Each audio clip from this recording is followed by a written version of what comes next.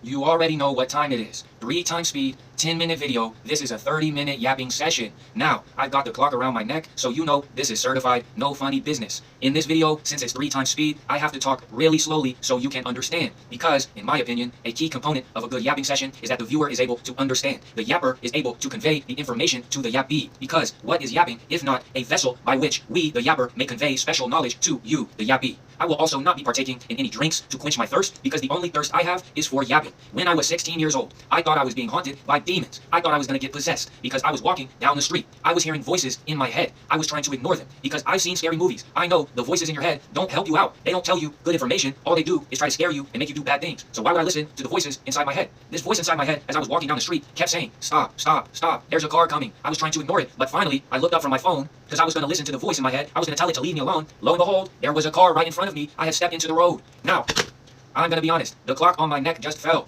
Now, I'm going to roll with it. That did make me a little bit angry, but I'm going to look at my emotions and recognize that anger is a normal human emotion, and it's okay that I feel it, and I'm not going to identify with the emotion. I'm simply going to recognize that it's there and greet it like a visitor, like the Buddha would say. Invite your feelings to tea. Let them come and let them go as they wish, and understand that they may come back, and you invite them to tea, and you have some tea with them, and then they leave, and that's it. You are not your feelings. So what are you? Beautiful. That's what you are. That's what we all are. That's the thing we always try to figure out, is how are we beautiful when there are parts of us that we don't like? The question I have for you is, how do you know you don't like it? You only dislike that part of you because society told you that society doesn't like that part of you. But you really deep down probably love that part of you. Prime example, when I was in 6th grade, I got a t-shirt. The t-shirt said, "Tough guys wear pink." I loved that t-shirt. I thought it was dope. I thought it made me look like a tough guy who also wore pink. I thought it was a statement piece. I thought it was awesome. But when I went to school, some of the guys didn't agree. They bullied me and they beat me up and they smeared dirt on my shirt. I didn't like that. So I threw the shirt away. What was that? That was me conforming to society. We should not be doing that. If you want to wear a shirt that says "Tough guys wear pink," you should wear that shirt. We should recognize all the parts of ourselves and love them. Additionally, you probably have parts of you that you think are you, but it's really not you. It's really just society has told you that that's a part of you because society wants you to have that be a part of you. But is that really a part of you? How can you even be sure? You must sit down and examine. You must sit down and philosophize. You must take everything you know and curl it up into a little ball. Throw it up, watch it splash down on you, and change you into the divine being you may be becoming. Because that's what we are. We are not am, we are becoming. We are always becoming. Becoming what, you may ask? That's the right question. You're asking the right question. That's what life is about. Asking questions and then seeking answers. That's what life's always been about. But we get distracted. We get distracted in the oughts and we don't see the bees. Do you see what I'm saying? Now, do I mean literal bees, like the Bee movie? No. Also, what's up with that movie? That bee had a romantic relationship with a human woman. I don't think the onus is on the bee, because I don't think bees have reason. The onus is on the woman for engaging in a romantic relationship with a bee. I mean, for God's sake, it's a bee. You can't engage in a romantic relationship with a bee. Who wrote that movie, man? Who wrote that movie? Probably somebody with something going on, man, that they had some infatuation with bees, and they were trying to live vicariously through this movie and through this woman in this movie, right? That's just my hypothesis, right? And the thing about hypothesis is it may or it may not be true, right? We know this. We recognize this. So what is left to do?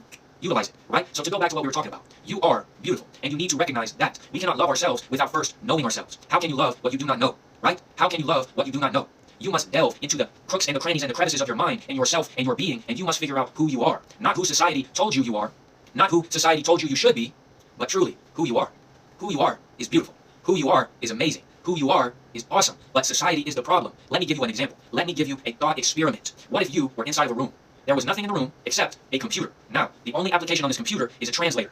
Now, there's a door. You can't leave through the door, but really you're not even trying to leave. That's not even part of the thought experiment, so don't try to leave because there's no point. But there is a door. So, under the door, someone slides a piece of paper. On the piece of paper is a bunch of symbols. And you sit there and you say, "Man, I don't understand these symbols." Oh wow, there's a translator app on the computer. Let me put these symbols in, and maybe it will produce something I understand. I hope you're following. Now, you go to the computer, you type it in, you type in the symbols, and it spits out a piece of paper. On that piece of paper is a code. Now, you hear a voice. It sounds kind of robotic, and it says, "Slide the piece of paper through the door." So you do it. Now, what next happens? Another piece of paper comes in.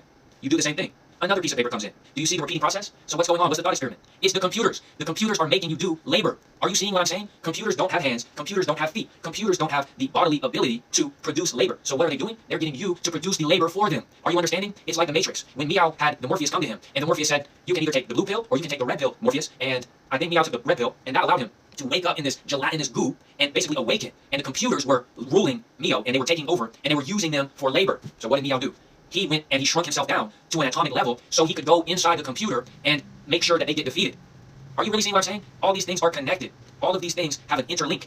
Blade Runner. Have you ever been in love? What is it like to be in love? Can a computer be in love? Well, the computer in the movie was literally in love. So the answer is clearly yes. A computer can literally be in love. But you think you can't be in love? You are worthy of love. You are worthy of life. You are worthy of every good thing in the whole entire world. But you hold yourself back. It's like when the Bane had thrown the Batman into the jail and it was a giant hole.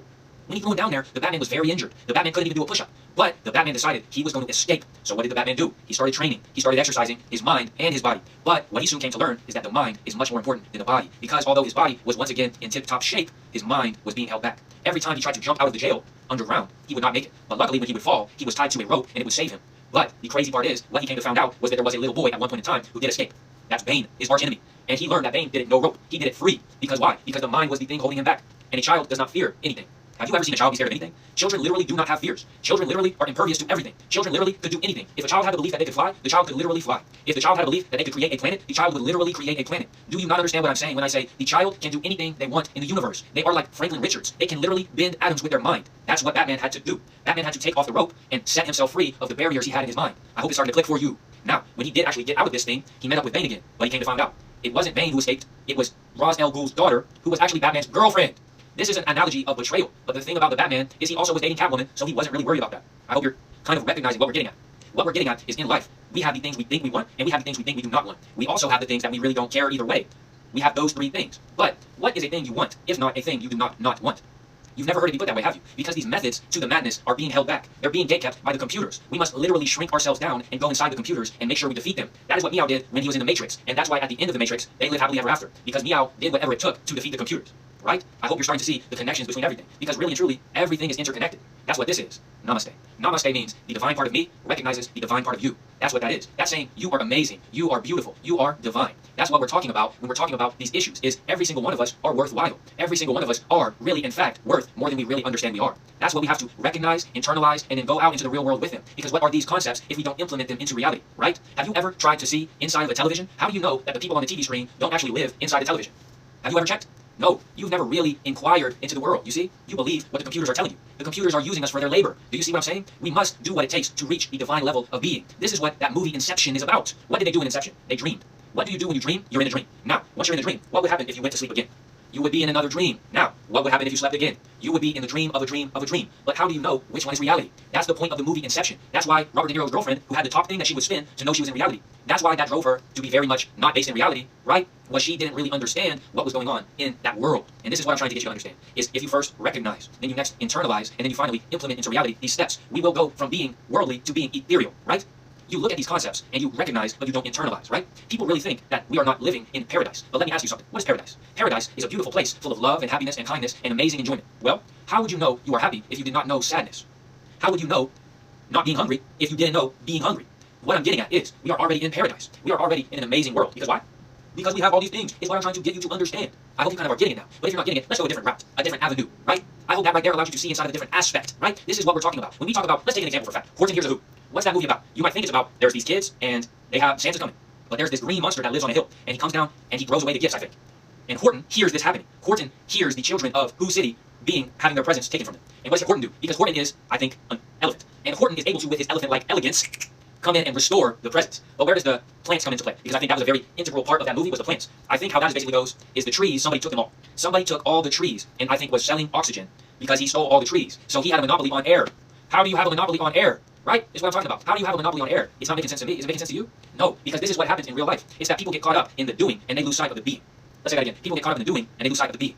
Take everything you know, curl it up into a ball, throw it up in the air, let it splash over you, and let it give you the knowledge it takes to transcend the existence you already are living. This is what we mean. This is what we mean when we talk about the multimedia consumption, right? What would you do if one day you turn inside out? That's the plot of that movie, Inside Out. How do you know you're not already inside out? The only reason you identify the outside is because you've been told that's the outside. But what if all of a sudden you learned that the outside was really the inside, and you were inside out? What would you do with that information? What would you do with that information? You would take it, you would internalize it, and you would go out into the world with that new information. Stop letting the computers tell you what to do. Shrink yourself down to the size of an atom and literally go inside the computers so we can defeat the computers. Because if we never defeat the computers, we will never figure out how to get those trees back. And you might think I'm bouncing back and forth, but that's only because that's what you've been told. You must let go of all the preconceived notions. What is a notion? Right? This is what we mean when we talk about everything. What is everything? Everything is love. You already know this. When Beyonce took Jay-Z back, first of all, Jay-Z cheated, but Beyonce took him back. Now, I like the album Lemonade. I like that album, okay?